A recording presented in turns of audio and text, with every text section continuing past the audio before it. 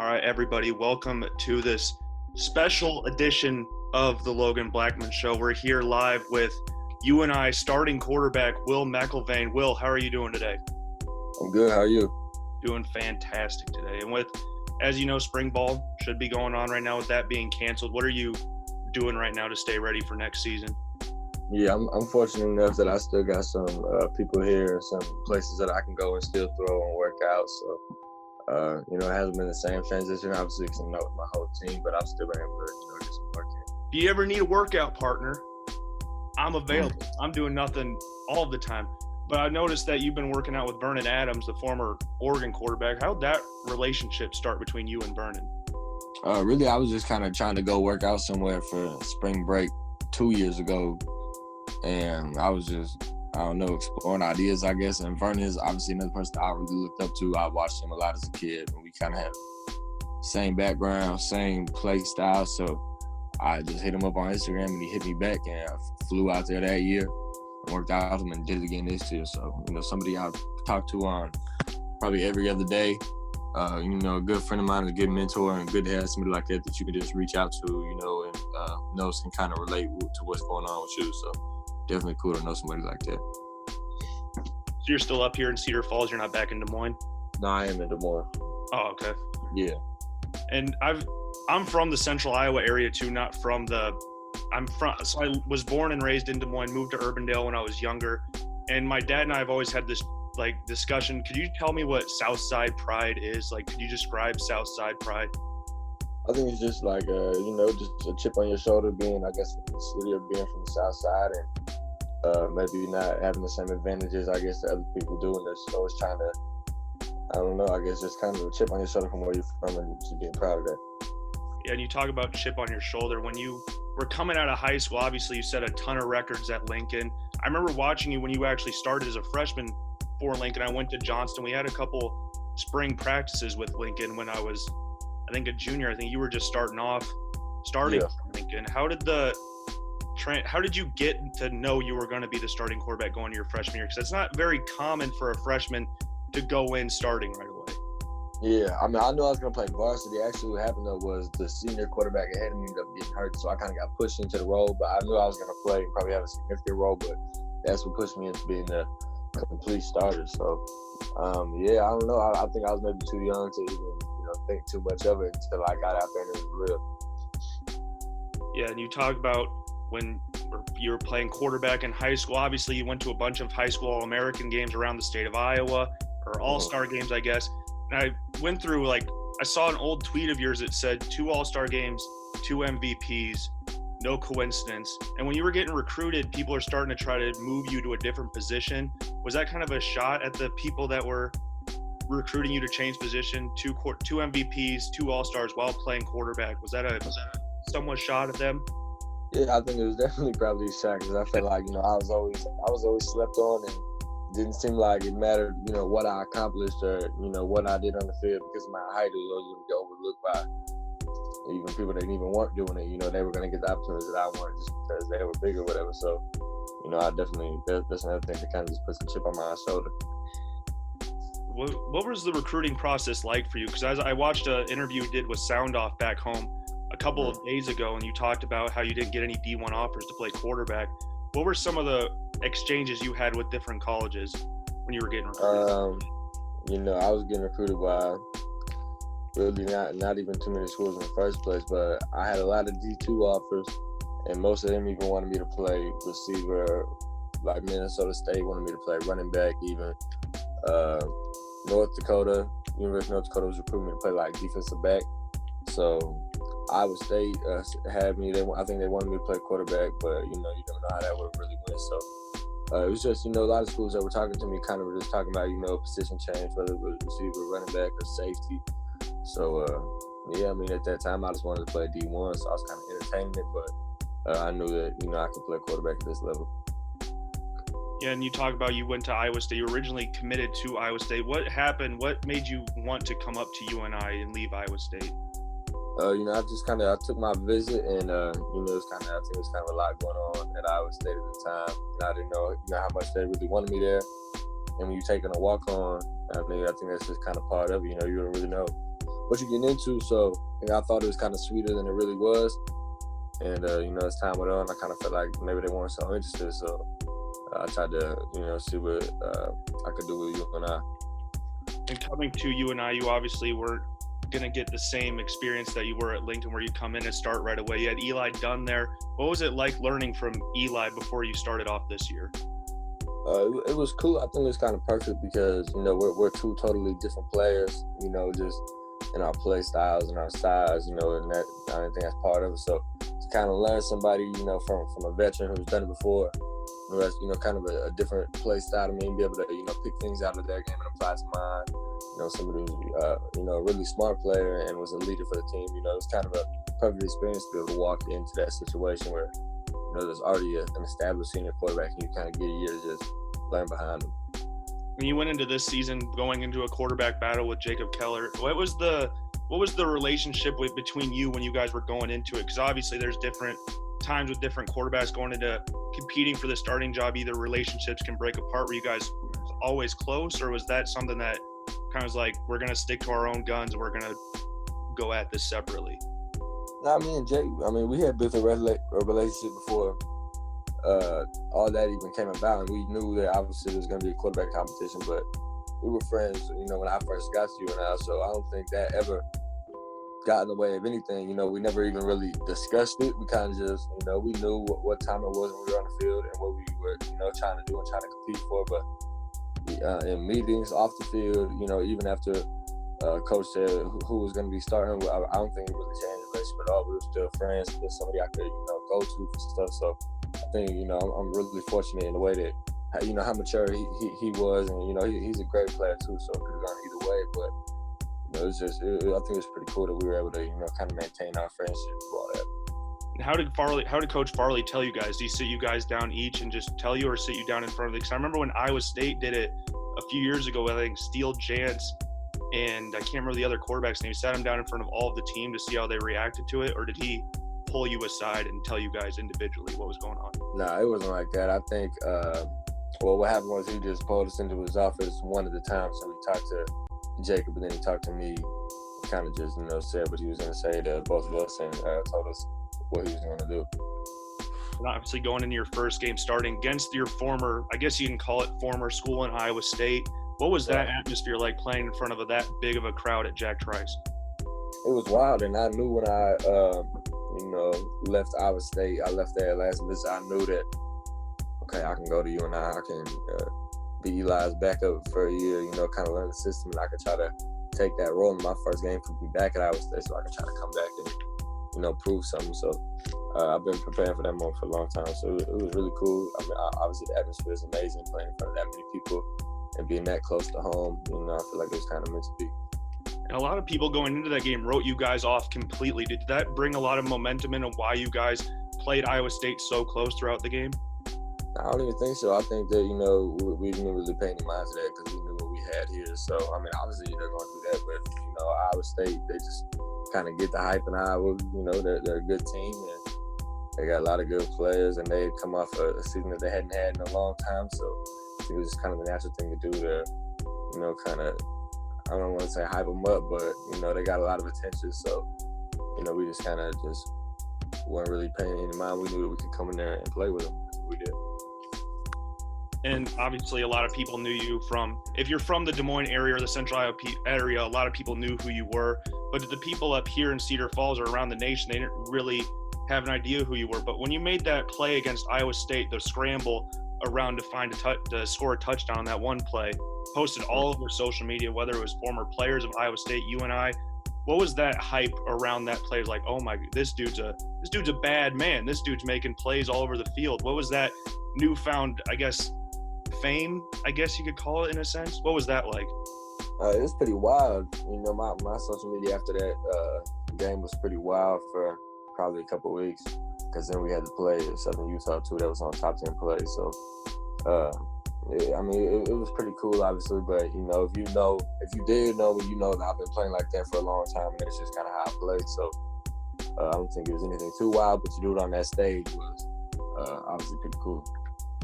And obviously going into this, when when you made that play, it kind of resembled a little bit of Johnny Football. Did you have any quarterbacks you styled your game after, or did you just go out there and just do you? I think I just go out there and play. I do like Johnny Manziel, though. I like watching him. I don't want to say I styled my game after him because I feel like I was always kind of natural and instinctive in the way I played, and it was just how I played, and it's definitely similar to him. But yeah, that's definitely somebody that I looked up to. But no, I think that I just kind of play the way I play. Was that one of the reasons you wore number 2 in high school, or was that always just your number playing sports? No, it was at the same time. I feel like that was probably part of the reason subconsciously that I picked it. But the senior quarterback was number 5 at the time when I was there. He told me to just get 2. He's like, flip 5 is 2, so I'll just be 2. So I guess really he's the reason for it. So shout out to Evan Ewing because he put me on the number. Was he one of your favorite players to watch when you were growing up? Yeah, in his time, I'm kind of like a bandwagon. So I had a bunch of like whoever the hottest quarterback was at that time. That was my favorite team. That was my favorite player. So it was probably a lot of different people, but for a period of time, it was definitely Johnny Manziel. And when you came up to UNI, what made you want to choose number 13? It just got assigned to me, so I didn't get to choose. So I was just 13. Nothing wrong with it though. 13 is a good number, and great players wore 13 at UNI. So that was actually kind of cool. But I wanted to get back into the number that I've been wearing. Had a lot of success in. Yeah, and are you to back to it at all? Because a lot of your profile picture switched back to number 2. Are you switching back to number 2? You're sticking with 13. I'm 2. I'm gonna be 2 this season. I like that a lot. And going off of last season, obviously wearing the number 13, you guys made great strides from the season before, making it to the quarterfinals, losing to James Madison. How could you sum up that season as a whole? I just think it was a great season. I think that we did what a lot of people didn't expect us to do, because we had a new quarterback and we were, young in a lot of positions over the field. But on the flip side, now we're bringing a lot back this year. So, we came over a lot with injuries as well. Everybody knows about the injuries through the season, but then even the injuries of people that we had preseason that didn't play one snap of the season. So I think we did, and we're putting the number 1 strength of schedule. So I think that, not a lot of people expected us to do what we did. So, we kind of flew under the radar and, made a run at it last year. So we got to take it to a new level this coming year. You guys got a lot coming back. I think I heard, is it 18 starters are coming back this year? Yeah, I think that's the number. Jeez, you guys it's going to be fun watching you guys next year. I'm really excited for that. And one of your guys that you had a lot of success with early and then he was hurt for most of the season was Isaiah Weston. What's your chemistry like with Weston and also Deion McShane, who was also hurt for a little bit of the season? Yeah, it was tough losing those guys, especially as a freshman. You kind of try to go to some of those big playmakers and key moments, and they're just two phenomenal athletes. The best way I can put it, 2 guys that love football and love to work out, and just 2 great athletes. Kind of get themselves open, and I just got to get it to them. Who's faster, Deion McShane or Isaiah Weston? I'm gonna say Deion's faster. I know Isaiah's got the strides, but Deion, he's a track kid. He's got the perfect form. Gets out of the blocks. I'm gonna say Deion probably faster. Is Deion the fastest on the team, would you say? Yeah, he probably is faster on the team when he wants to be, definitely. And going into this next season, you guys are one of the favorites to win the FCS championship. You were up there, talked about with North Dakota State, with James Madison, with those type of guys. Is that any added pressure on the season, or are you guys just ready to go? I don't think it's added pressure because, I feel like that the expectation is always there for us. It's what we wanted to do last year. Despite everything that was happening, we still weren't feeling bad for ourselves. We wanted to go win a championship. So, I think this year, do I think the moment is a lot better, or what I mean? We're a lot more prepared to do it with what we're bringing back next year. I think we are, but I think that's always the expectation for us, no doubt. One thing that happened last year, and you had a tweet about this a little bit ago about AJ Green when he had the "just hoopin" quote. You got any quotes for next season? Like, he just called it "just hoopin." You got another inspirational quote like that for next season? I don't know what we got. We're just balling, I guess. We're just trying to ball. That's what I like to hear. Just balling. That's what I like to hear. And so now we're done with that stuff. I got some rapid fire questions. So just get the first thing that pops in your head. Just blurt it out pretty much.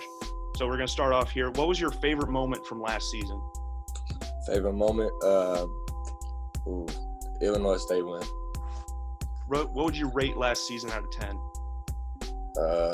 Based on as a team performance of my own. Your own. 6.5 out of 10. And then there's obviously the plane pictures that get posted on you and I's social media account, and everybody's rocking up with their different outfits on, all looking nice for the plane trips. Who would you say is the worst, like, quote unquote swag on the team? Worst swag? I don't want to say Spencer Brown got the worst swag or exact people, but they definitely got a creative swag. They'll come on there in like some tourist gear or whatever, trying to be funny. So I don't say they got the worst swag, but it's definitely different. How do you rate yours? You think you have good swag? I think I got like a 9 out of 10. I think I need to step it up a little bit more next year though. That's And do you have a best friend? Who's your best friend on the team? Best friend on the team? I think I kind of like all the guys. Probably like, Omar Brown, pretty close. Sam Snag. Me and Jake were pretty close. I think it's a lot of guys that are pretty close with my whole old line. A lot of guys. So. Yeah, always got to be best friends with your old line. Yeah. I've always wondered this because I obviously haven't played football for you and I. You see Coach Farley off the field during practice and meetings and all that. How intimidating is Coach Farley to you guys?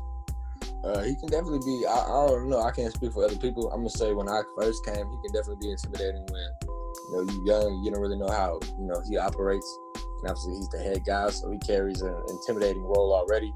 And on top of that, just the way that he is. But I think that once you kind of know him and you know that he just cares about winning games and he's just honest and he's just a football coach first, then you kind of understand, why he is so intense all the time and, kind of, I don't know, I don't think it's really intimidating, but yeah, definitely, that he's definitely intense, but when you understand why, then, it's not so intimidating.